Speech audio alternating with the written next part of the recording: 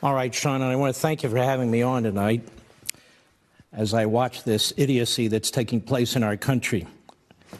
President Trump was addressing the content of the character of these four women, not the color of their skin.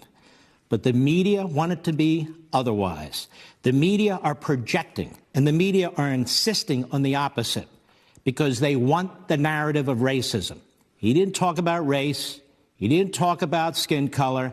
He didn't talk about religion. He talked about them, the content or lack thereof of their character. On the other hand, Omar, Tlaib, AOC, I don't know this Presley that well, they are degrading an entire faith, an entire people, Jews, Israelis, an entire country, Israel.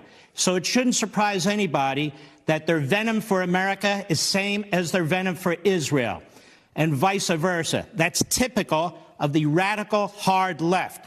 And the evidence is overwhelming that these women are anti-Semite bigots, and they don't hide it.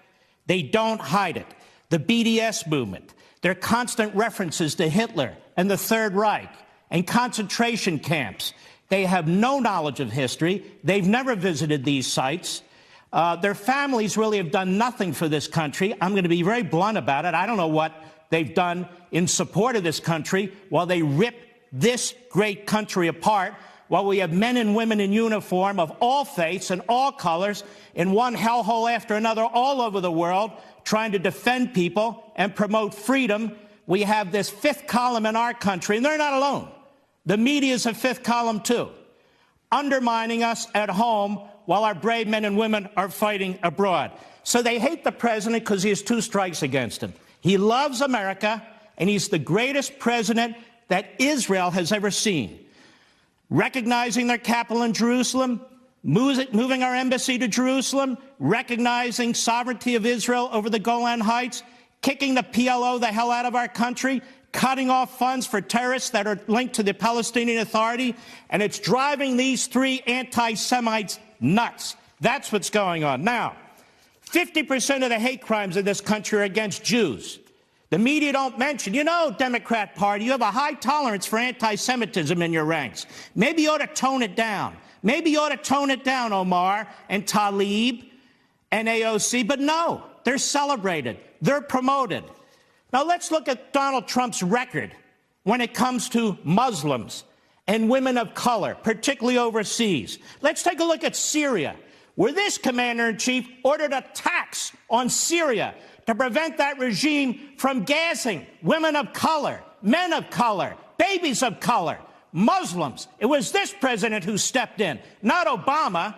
It's this president who ordered his military to destroy ISIS and the caliphate that was killing women of color, men of color, babies of color, Muslims, Yazidis and Christians too, but primarily Muslims. It's this commander-in-chief that oversees the war in Afghanistan to protect Muslims from the Taliban. That would be men, women, children of color. Now, what the hell have Omar and Tlaib and AOC done for men and women and children of color? Not a damn thing. Now, let's talk about the southern border. It's this president who said, look, and I didn't even agree with this, 1.2 million individuals who are here illegally, most of them south of the border, from south of the border. I'll give them legalization, maybe even citizenship if we can cut a deal on immigration. The Democrats said no. Does that sound like a racist to you?